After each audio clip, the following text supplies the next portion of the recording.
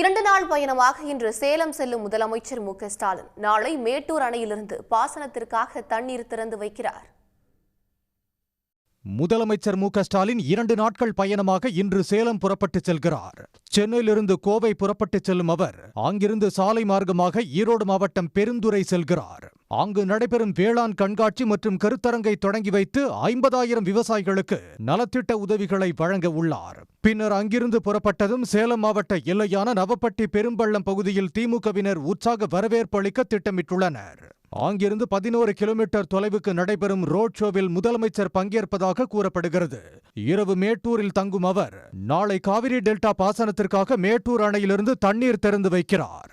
கடந்த ஆண்டு 3.88 லட்சம் ஏக்கர் மட்டுமே பாசன வசதி பெற்ற நிலையில் இந்த ஆண்டு 5 லட்சம் ஏக்கர் பயன்பெறும் வகையில் தண்ணீரை திறக்க திட்டமிடப்பட்டுள்ளது.